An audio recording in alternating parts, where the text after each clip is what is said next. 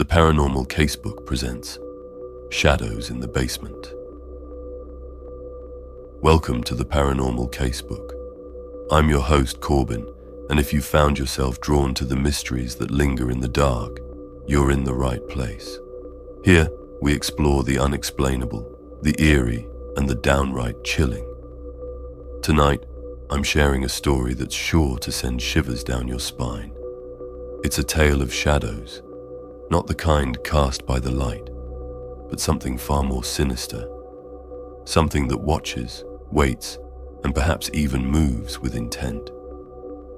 This story comes to us from my friend who's chosen to remain anonymous, and I can't say I blame him. What he's experienced is the kind of thing that makes you question your own sanity, your own safety, and even the nature of reality itself. Let me set the scene for you. Imagine starting grad school in a new city. You, with some roommates, move into a new home. It's a charming, older house in a quiet neighborhood. The kind of place where the walls seem to hold secrets. You're excited to start this new chapter of your life, but from the moment you step inside, there's an undeniable feeling. You can't quite put your finger on it, but it's there, lingering just out of reach, a sense that you're not alone. My friend, let's call him Jake, had just moved into such a house. It wasn't long before he started noticing little things. The kind of things that, at first, you brush off as quirks of an old home. Lights flickering when no one's around. A faint creak of floorboards in the middle of the night. Tools or objects in the basement inexplicably moving from one place to another. His roommates would complain of missing and misplaced items. Jake told me he chalked it up to his imagination, or maybe the house settling. After all, that's what we do, isn't it? We rationalize. We tell ourselves there's a perfectly logical explanation. But then, the whispers began. Late at night, as Jake lay in bed, he'd hear them. Soft, almost imperceptible whispers, just at the edge of their hearing. He swore the sounds were coming from the basement, but whenever he worked up the courage to check, there was nothing there, just silence. Jake started avoiding the basement altogether, only going down when absolutely necessary. His roommates thought he was being paranoid. Yet, even as he tried to put it out of his mind, the unease clung to him like a shadow. He began double-checking locks, leaving lights on, and even considered calling someone to inspect the basement, though he couldn't quite articulate what he was afraid of. Each creak of the floorboards and flicker of the lights seemed amplified, as if the house itself was aware of his growing fear. That's when the pivotal moment happened. One night, during a thunderstorm, the power went out. The circuit breaker was in the basement. Jake had no choice but to face the dark, oppressive space he'd been avoiding. Armed with a flashlight, he descended the creaky wooden stairs, his heart pounding in his chest. Each step groaned under his weight, the sound echoing unnervingly in the still air. The faint smell of damp earth and old wood grew stronger with every step. The air seemed to thicken, carrying a heavy, almost metallic tang that made it hard to breathe. Jake could hear the faint drip of water somewhere in the distance, each drop punctuating the oppressive silence like a ticking clock. As he reached the bottom of the stairs, the air felt heavier, almost suffocating. Jake described it as if the basement itself was alive, watching him. He quickly made his way to the breaker box, but as he flipped the switches, his flashlight flickered. And that's when he saw it. A shadow, not cast by the flashlight, but standing on its own in the far corner of the basement. It was tall, humanoid, but featureless. Its edges seemed to blur and ripple, as though it was barely holding its shape. And its eyes, if you could call them that, weren't eyes at all. Jake said they were voids, absorbing the light, pulling it in. Frozen with fear, he watched as the entity began to move. It didn't walk or step. It glided as though it was weightless, unbound by the physical rules of our world. Jake described the movement as unnervingly smooth, almost hypnotic. He wanted to run, but his body refused to obey. Then came the whispers. This time, they weren't faint or distant. They were all around Jake, filling the basement with a cacophony of unintelligible voices. Some were high-pitched, others deep and guttural. It was as though the shadow brought with it a chorus of unseen entities, each speaking in a language Jake couldn't understand, but somehow felt was directed at him. Jake later told me that in that moment, he felt something he could only describe as a pull, not physical, but mental, a force urging them to step closer to the shadow. He described it as an almost magnetic sensation, as if the entity was reaching into his mind and compelling him to approach. But then, just as the pull became almost unbearable, Jake's roommate turned on the lights to the basement. The entity recoiled, its form flickering and distorting as though it were struggling to maintain its shape. Jake seized the moment and bolted up the stairs. Once on the main floor, Jake had slammed the basement door shut and locked it, though he knew a simple lock wouldn't stop something like that. He stared at the door as though expecting the shadow to burst through at any moment. But the basement remained silent. No whispers, no movement, just an eerie, suffocating stillness. His roommate asked him what he was doing. Jake told him what he had seen, but his roommate, once again, scoffed it off, as though Jake were trying to pull a prank.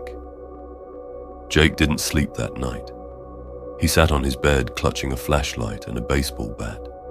Knowing his roommates disregarded what he had seen as a stress-induced hallucination, he felt alone. When morning finally came, Jake decided he couldn't stay in the house alone any longer.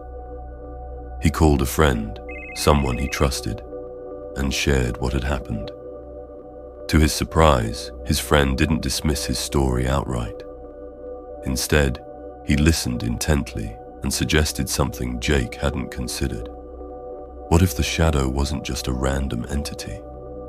What if it was tied to the house itself? The friend offered to come over and help Jake investigate.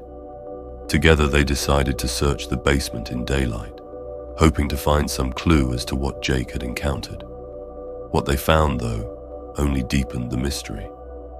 In the far corner of the basement, where Jake had first seen the shadow, they discovered something strange. The floor was covered in a fine layer of dust, except for one spot. A perfectly clean circle, about 3 feet in diameter, as though something had been there and recently moved. Surrounding the circle were faint, almost imperceptible markings etched into the concrete. Symbols that neither Jake nor his friend recognized. They made sketches of the symbols and decided to do some research. But as they climbed the stairs to leave the basement, Jake's friend stopped suddenly. He swore he felt a cold breath on the back of his neck, even though the basement air was still. He turned, expecting to see something, but there was nothing there. After their unsettling discovery, Jake and his friend decided to take the sketches to someone who might be able to identify them. They reached out to a local paranormal investigator who specialized in occult symbols and folklore. When they showed the sketches to the investigator, her reaction was immediate. Her face turned pale and she leaned in closer, studying the symbols with an intensity that made Jake's stomach drop. The investigator explained that the symbols appeared to be a mix of ancient runes and sigils, commonly associated with summoning rituals. While she couldn't identify their exact origin, she noted that the combination of symbols suggested an attempt to bind or contain something rather than summon it. This revelation sent chills down Jake's spine. If the markings were meant to contain something, what had happened to release it? The investigator also pointed out that the clean circle in the dust could indicate recent activity. Someone or something had disturbed the area, possibly reigniting whatever energy the markings were meant to suppress. Jake and his friend left the investigator's office with more questions than answers. But one thing was clear: they needed to proceed with caution. Determined to uncover more about the house's history, Jake dove into local records. What he found was disturbing. The house had been built in the early 1900s and had changed hands multiple times. Several previous owners had reported strange occurrences, objects moving on their own, cold spots, and even sightings of shadowy figures. One owner's account stood out. They claimed to have seen a tall, dark figure standing at the foot of their bed on multiple occasions. Jake's friend suggested bringing in the paranormal investigator. Reluctant but desperate for answers, Jake agreed. The investigator arrived a few days later, armed with equipment, EMF detectors, cameras, and audio recorders.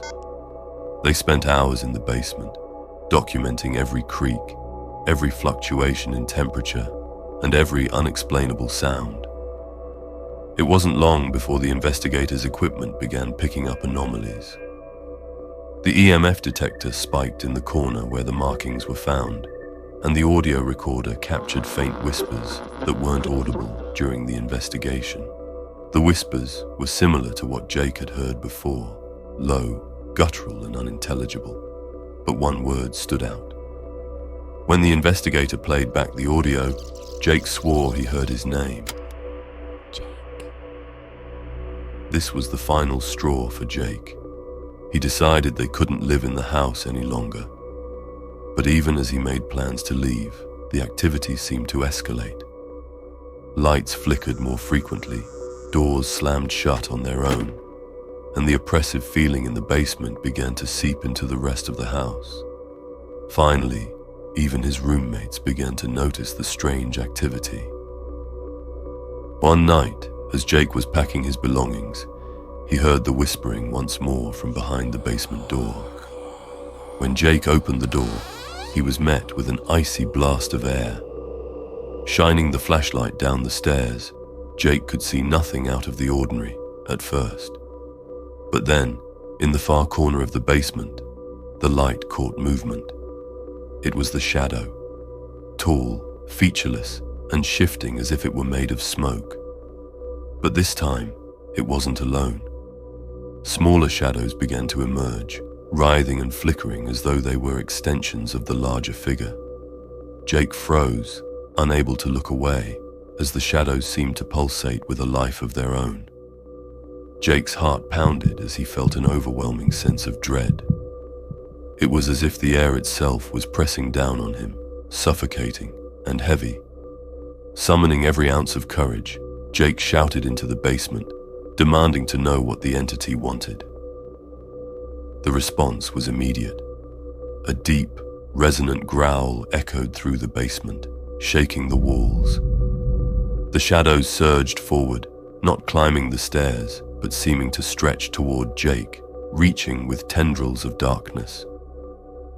Jake, paralyzed with fear, could only watch as the shadows grew closer. Just when it seemed the shadows would engulf him, the flashlight flickered and went out. Jake was plunged into darkness. Panic took over, and he stumbled backward, slamming the basement door shut. He leaned against it, gasping for breath as the oppressive weight seemed to lift, but the silence that followed was almost worse. Jake didn't sleep that night. He sat in the living room with every light in the house turned on. The next morning, he called the paranormal investigator to report what had happened. The investigator returned that evening, this time bringing a colleague, a medium who specialized in cleansing rituals. The medium immediately sensed the heavy energy in the house. She described it as a malevolent presence, something that had been bound to the basement but was now growing stronger, feeding off fear and chaos. She explained that the markings on the floor had likely been a seal, a barrier meant to trap the entity. Somehow that barrier had been broken. The medium and the investigator performed a cleansing ritual that lasted several hours. They burned sage, recited prayers, and placed protective symbols throughout the house. The medium instructed Jake to stay away from the basement for at least a week and to keep a journal of any further activity. For a time, the activity seemed to subside. The oppressive feeling lifted, and the house felt lighter, almost normal. But Jake couldn't shake the memory of those shadows and the growl that had shaken him to his core. He began to wonder, was the cleansing enough? Or had the entity simply retreated, waiting for another opportunity to emerge? In the weeks following the cleansing, Jake did his best to return to normal life. The house felt lighter, and for the first time in months, he could sleep without leaving every light on. But peace is a fragile thing, especially in a house with a history like this one. It started small, almost imperceptible, a faint tapping noise at night, just beyond the edge of hearing. Jake initially dismissed it as the house settling, but as the nights went on, the tapping grew louder and more insistent. One night, the tapping had stopped, replaced by a low, steady hum that seemed to vibrate through the walls. Jake's heart raced as he reached for his phone, only to find it unresponsive. The screen frozen, the battery inexplicably drained.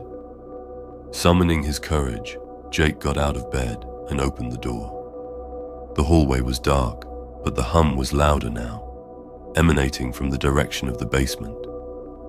As he approached the basement door, the air grew colder, and that familiar sense of dread returned, stronger than ever. The basement was pitch black.